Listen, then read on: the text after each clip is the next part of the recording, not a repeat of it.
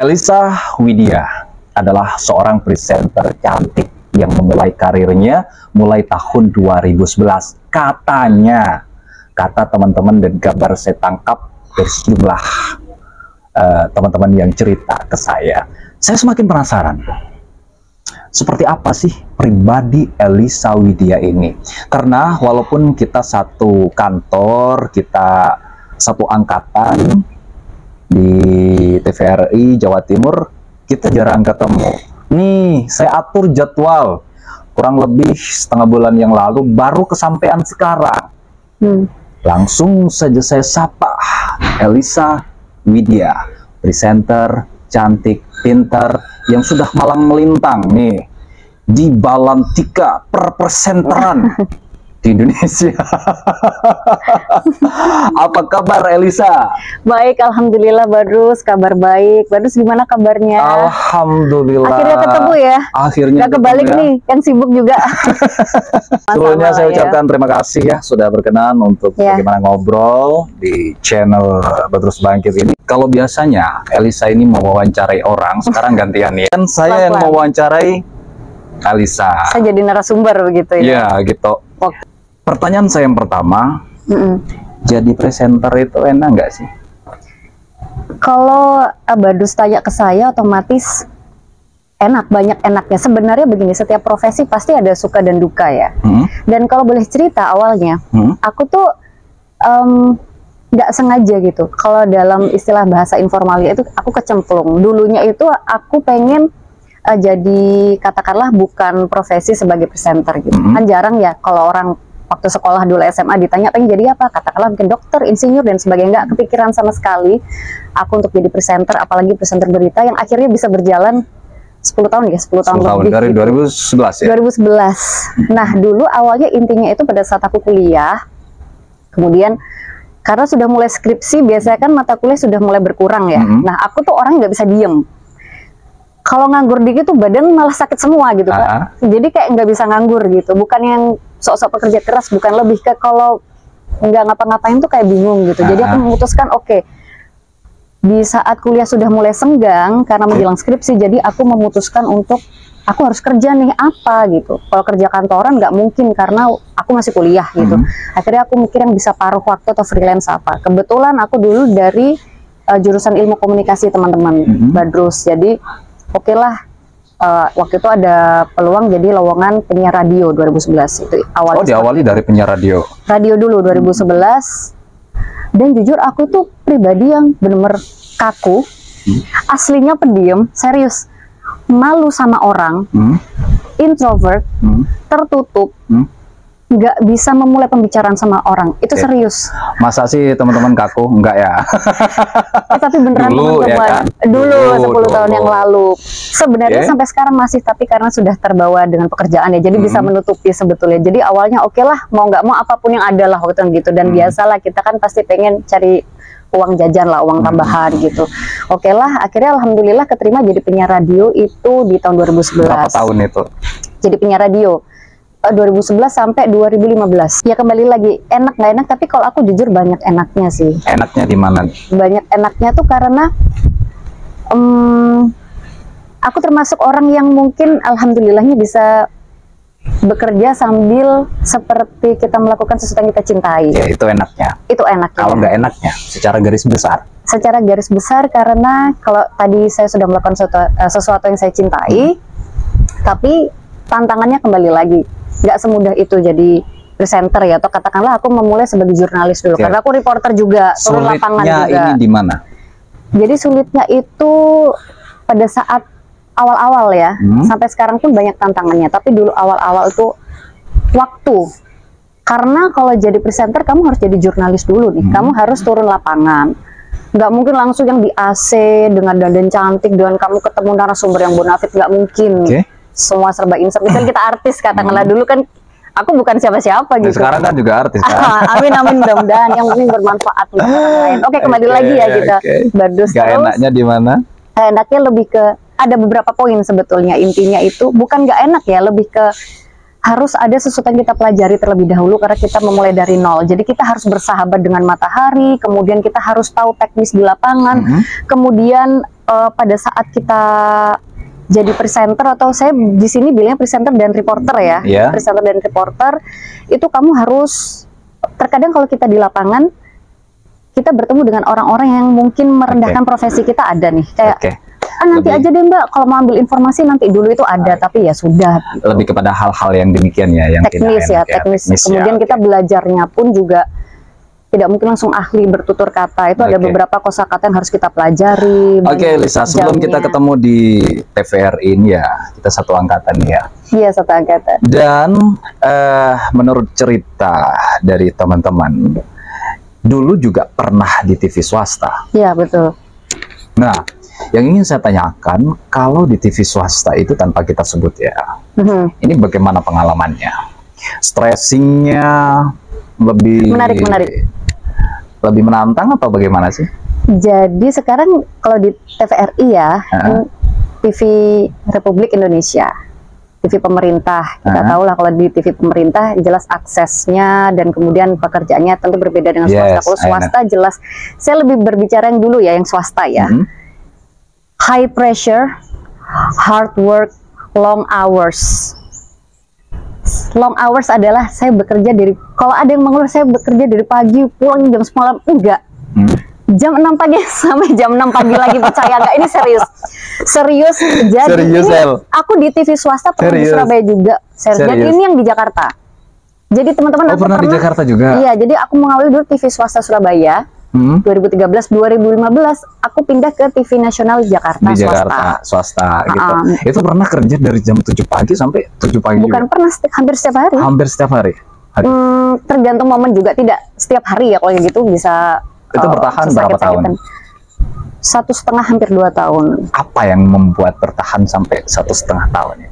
Jadi gini, Bardus ya, otomatis kan ini udah stressingnya begitu kan, tekanannya begitu kan, kok bisa bertahan sampai 1,5 tahun? Karena cinta, kembali lagi. Cinta ya? Cinta itu sesuatu yang nggak bisa kita nilai langsung, tapi lebih ke saat kita menjalankan, kita tidak menyadari orang lain melihat sulit banget, tapi kenapa kita menjalankannya ikhlas. Jadi menikmati begitu ya? Saya menikmati apapun tantangannya itu. Luar biasa teman-teman, subscriber setia dan viewers dari 0% Podcast. Elisa Wedia ini juga punya channel YouTube. Iya. Ya kan? Betul. Cuman selama ini channel YouTube-nya kadang aktif, kadang enggak, kadang vakum, kadang enggak. Ya saya paham mungkin karena keterbatasan waktu gitu kan. Akan tetapi saya yakin sekali channel YouTube-nya ini sangat bermanfaat sekali bagi seluruh teman-teman di seluruh penjuru tanah air bumi Indonesia tentunya. Jadi jangan lupa, bagi kalian yang penasaran, subscribe channel YouTube-nya Elisa Wedia. Namanya Elisa Wedia. Oke, kita lanjut. Dulu di Jakarta dengan jadwal yang begitu padat, tekanan yang begitu kan, dan sekarang Elisa kan sudah punya anak ya. Betul. Dan posisi juga sebagai seorang ibu, seorang ibu dan ibu rumah tangga. Pertanyaan saya, Elisa Wedia aktif di dunia presenter sampai saat ini, akan tetapi juga tidak mengurangi bagaimana hubungan dengan anak dan keluarga. Yang ingin saya tanyakan sederhana, bagaimana cara Elisa memanaging time-nya, memanage waktunya, sehingga karir, hobi dan karir gitu ya disebutkan karir, tadi ya. Kita sebutnya itu karir ya. Itu tetap bisa dijalani dan keluarga juga masih bisa dilakukan gitu. Gimana nih? Jadi kalau aku bilang kuncinya itu, mungkin ada teman-teman juga yang nonton YouTube sekarang sedang menjalani suatu mekanisme yang sama gitu. Perempuan, ada pekerjaan, tapi ada anak juga. Jadi lebih ke kuncinya kalau menurut aku pribadi itu manajemen waktu. Manajemen waktu yang baik, setiap orang pasti relatif ya. Kalau aku kebetulan, alhamdulillah, aku bersyukur sekali punya pasangan yang suportif. Dari awal menikah, dia sudah tahu aku dulu jurnalis, aku presenter, aku orangnya suka bekerja, berhubungan dengan orang banyak. Jadi alhamdulillah pasangan aku yang suami aku sekarang ini pengerti dengan kesibukan, jadi nggak ada masalah. Nggak ada masalah, alhamdulillah. Selama aku masih menjalankan kewajiban sebagai seorang ibu yang baik. Kita punya ada aturan di rumah yang memang sudah kita sepakati dan alhamdulillah sekarang berjalan lancar gitu. Yang kedua, anak aku kebetulan ini sudah TK ya, jadi sudah bisa dikasih tahu. Karena aku sempat vakum Badrus 3 tahun, jadi nggak benar-benar aku profesi terus, nggak. Aku vakum 3 tahun karena menyusui dan hamil ya, di total 3 tahun, hamil setahun, menyusui 2 tahun. Kemudian aku akhirnya kembali lagi ini YouTube dan ke TVRI Jawa Timur ini setelah anak aku sudah bisa dikasih tahu. Jadi manajemen waktunya adalah kalau aku pribadi dari pasangan atau juga support ya, orang terdekat yang support katakanlah ya, kalau belum berkeluarga. Kalau sudah punya anak, kalau saya pribadi biasanya menunggu sampai anak bisa diberi pengertian. Oke, luar biasa sekali teman-teman. Dan sekarang YouTube juga aktif lagi ya? Sementara ini semenjak siaran di TVRI Jawa Timur agak berhenti ya, nggak seintens dulu, tapi insya Allah mudah-mudahan setelah ini bisa seintens dulu lagi. Jadi nggak berhenti total, hanya intensitasnya berkurang karena ya siaran lah atau antar jemput anak sekolah. Kemudian kan sekarang zamannya ngonten ya, kan baru juga ngonten juga ya, YouTube, ini juga ngonten, TikTok ngonten itu tahu sendiri kan, tidak semudah yang orang-orang bayangkan. Tapi jadi konten kita di YouTube itu agak ada kesamaan loh, El.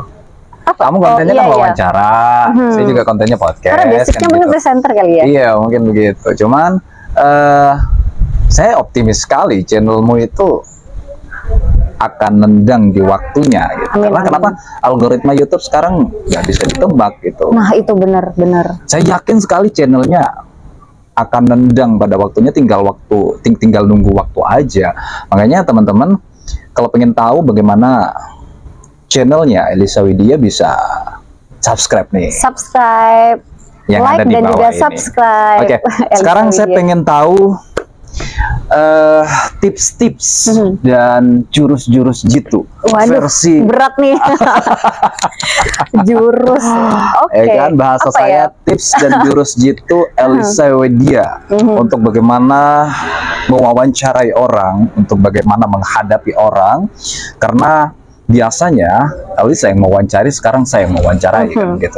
Boleh dong berbagi kepada seluruh subscriber setia 0% podcast tips dan jurus jitu bagaimana kita berbicara dan mewawancari, menghadapi orang baru yang sebelumnya belum kita kenal, kemudian kita membahas satu hal yang harus kita kupas tuntas di situ. Untuk seluruh teman-teman yang masih pemula nih, yang ada bakat-bakat jadi presenter, pengen apa nih, monggo.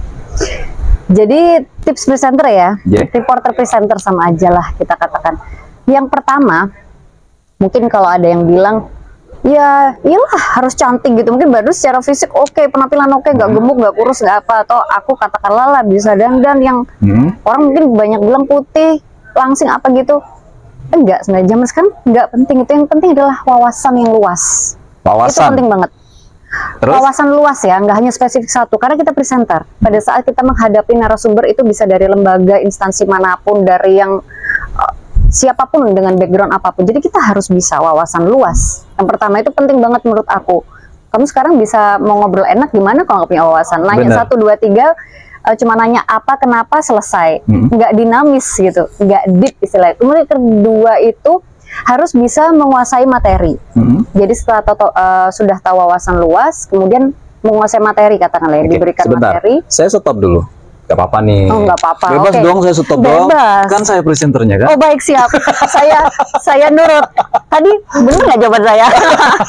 Saya minta koreksi nih teman-teman. Waduh, udah kayak ini dosen YouTube, lagi diuji. Ini YouTube channel saya, tuan rumahnya saya, jadi suka-suka saya kan. Kapan aja kan. Saya stop dulu. Boleh. Apa materi. Oke. Di materi, baik. Andai kata begini, guru salah satu mata pelajaran, misalkan matematika, diminta untuk mengajar biologi atau diminta untuk mengajar sejarah, saya yakin nggak akan bisa. Sebaliknya, guru sejarah diminta mengajar matematika juga nggak akan bisa. Banyak pertanyaan dari teman-teman, terutama subscriber setia dan penonton dari 0% podcast ini. Kita sebagai presenter ini harus bisa segala bidang, ya kan? Ya kan? Kita mewawancarai pengamat, kita mewawancarai bidang hukum, atau bidang kesehatan. Nah, si bidang kesehatan ini nggak mungkin kan berbicara soal hukum dan sebaliknya. Nah, kita kan harus paham semua nih, Mbak. Iya. Bagaimana triknya nih? Betul. Jadi menarik ya, sampai sekarang pun saya kan juga ada program talk show, dan ya ini katakanlah seperti ini dialog ya. Kalau seperti ini kan dialognya general. Nah, kalau yang spesifik hukum, kemudian kesehatan dan sebagainya, itu kembali lagi tadi wawasan yang luas. Bagaimana caranya secara teknis? Saya sering baca, kemudian ngikutin berita-berita terkini. Minimal kita tahu, makanya kita penting banget untuk menguasai materi. Kita dapat tema misalnya tentang hukum ya, hukum tentang restoratif justice gitu misal, keadilan yang restoratif. Saya pernah nih dapat tema itu di TVRI Jawa Timur kan.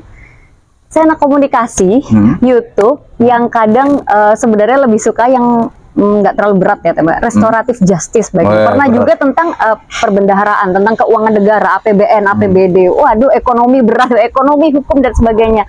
Ya kembali lagi, kita punya waktu seminggu, kurang lebih seminggu atau beberapa hari sebelum acara untuk belajar materi itu.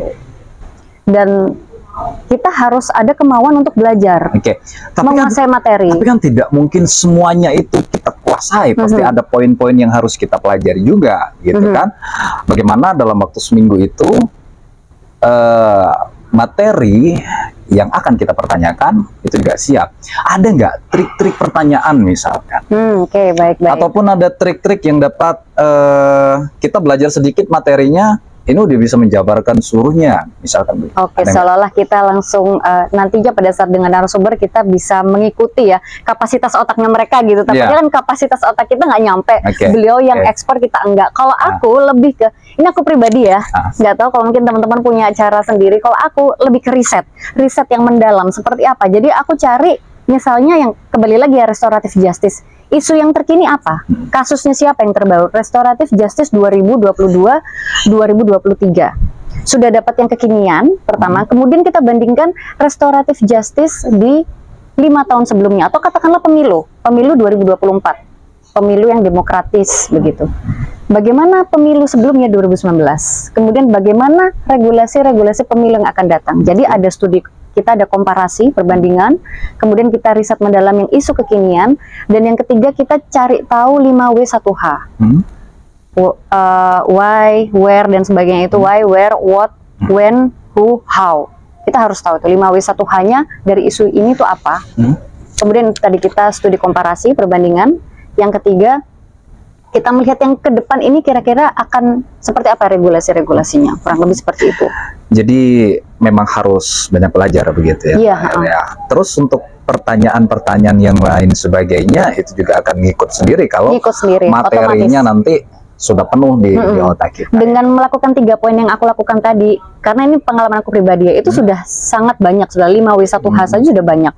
Kemudian tapi itu masih basic ya, semua orang melakukan itu. Yang membedakan adalah kamu melakukan studi komparasi dengan satu isu tersebut antara tahun ini dan tahun sebelumnya, kemudian melakukan riset yang mendalam untuk kira-kira kedepannya akan seperti apa, kemudian bisa juga perbandingan yang terjadi di negara kita dan negara di luar negeri, di barat. Jadi banyak perbandingan begitu. Terakhir Mbak El, sebelum kita tutup podcast ini, saya ingin tahu ada nggak satu kejadian yang begitu parah nih, kejadian parah yang diingat sampai saat ini selama menjalani profesi sebagai seorang jurnalis ya, presenter, dikatain apa kek? Wah, kamu nih gak bisa. Aduh, membuka luka lama. Pernah nggak? Yang sampai diingat mendarah-darah sampai saat ini nih, pernah nggak? Ini maksudnya parah yang secara hati atau fisik nih? Secara hati. Oh, secara hati ya. Kalau fisik sebenarnya ada menarik diceritakan, cuma kalau memang baru pernah juga. Pernah. Secara fisik? Oh ya. Enggak deh. Enggak usah ya. Fisik. Yang ini aja deh, yang kalau fisik wajar lah ya maksudnya. Yang secara hati. Secara hati. Gitu lah. Saya nggak akan menyebutkan ini di TV atau di radio, pokoknya dari semua saya menjalin profesi 11 tahun, 12 tahun dengan 3 tahun vakum lah katakanlah. Itu saya pernah dicaci maki. Dicaci maki dengan kata-kata yang dari seorang yang berlawanan jenis lah, laki-laki ke saya. Pada saat itu posisinya memang di atas saya begitu. Cuma memang dicaci maki itu lebih ke di kata-katain ya, kayak gitu. Jadi memang pada saat itu aku masih proses belajar, wajar memang. Dan memang tiap atasan-atasan itu memiliki karakter yang berbeda ya. Tapi ada memang yang pada saat itu sebetulnya saya nggak tahu ya apakah kesalahan saya begitu besar atau enggak. Dan saya memang masih proses belajar, tapi ya dicaci maki begitu. Karena hal teknis begitu akhirnya saya dikata-katai yang wah pokoknya menusuk hati lah intinya gitu. Oke. Sampai bikin down ya. Bikin down iya jelas. Sampai sekarang betul masih ingat. Masih ingat ya. Tapi justru ini dia yang bisa jadi titik balik kamu saat dicaci maki. Apakah itu jadi titik balik kamu? Saat kamu dicaci maki, direndahkan orang, kamu memutuskan untuk semakin down, atau itu jadi turning point kamu, titik balik kamu untuk bangkit lebih tinggi lagi. Oke. Aku memutuskan, mungkin healingnya 2, 3, 4 hari ya, aku memutuskan untuk aku bangkit lagi. Itulah yang bikin aku bertahan sampai sekarang. Tapi benar ya El ya, yang memutuskan kita mau bangkit atau down itu diri kita sendiri. Betul. Kan ya. Setuju. Bukan orang lain, mau sebanyak apapun yang mensupport kita, tapi pikiran kita tidak memilih untuk bangkit, ya juga nggak akan bisa lah, begitu. Saya ingin Elisa memberikan satu pesan nih kepada seluruh subscriber setia dan viewers setia dari 0% podcast ini dengan kesimpulan. Dalam artian begini, dari tahun 2011 sampai tahun 2023 awal ini, kesimpulan apa yang bisa kita tarik manfaatnya dari perjalanan Elisa Widya selama menjadi jurnalis, presenter, dan sebagainya? Satu kata yang selalu aku ingat ya dari perjalanan, saat kamu bisa memaknai hidup, maka hidup kamu akan bermakna untuk orang lain. Kamu harus bisa memaknai bagaimana kamu mau mengarah dalam hidupmu. Kamu harus tahu tujuan seperti apa. Ingin kamu maknai seperti apa sih hidup kita ini? Kamu ingin jadi orang seperti apa? Aku ingin jadi orang bermanfaat, atau aku ingin menjadi orang yang bisa berkontribusi untuk bangsa dan negara, apapun itu. Saat kamu bisa memaknai hidup kamu, otomatis hidup kamu akan bermakna untuk orang lain. Itu sudah seperti hukum alam. Itu yang aku rasakan sekarang, yang akhirnya bisa bikin aku bertahan sampai sekarang, karena pekerjaan sebagai presenter, jurnalis, konten kreator, katakanlah, dan YouTuber, aku bisa memberikan informasi bagi orang lain, bisa bertemu dengan banyak orang, berbagi cerita, kemudian ada yang berkeluh kesah, jadi menimbulkan empati. Kemudian aku bisa membantu orang, antara satu narasumber dengan satu pihak lain akhirnya pernah mempertemukan untuk suatu kebutuhan. Gitu tuh sesuatu yang tidak bisa dinilai dengan materi, Badrus. Jadi itu yang aku rasakan, bukan sekedar materi, bukan sekedar eksistensi, bukan sekedar popularitas. Suatu saat kita juga akan menua kok, yang cantik akan keriput, kekayaan juga pasti akan habis, kita mati, jatuh, kita akan mati dikubur di tanah, menjadi tanah begitu. Semua akan hilang, kita di dunia ini sendiri, semua hanya titipan begitu. Jadi kalau dalam agama saya memang sebesar-besarnya, sebagus-bagusnya hidup kamu adalah hidup yang bermanfaat untuk orang lain. Ya demikian, sampai jumpa di podcast berikutnya, dan coret-coret di kolom komentar bagi kalian yang ingin Elisa Widya ini ke Bangkalan, boleh nih nanti ngobrol-ngobrol dong di 0% podcast dong, di studio dong, ya kan? Siap, nanti diagendakan ya. Oke, luar biasa. Terima kasih. Terima kasih. Assalamualaikum warahmatullahi wabarakatuh. Sehat dan sukses selalu. Terima kasih, amin. Badrus juga. Terima kasih teman-teman semua.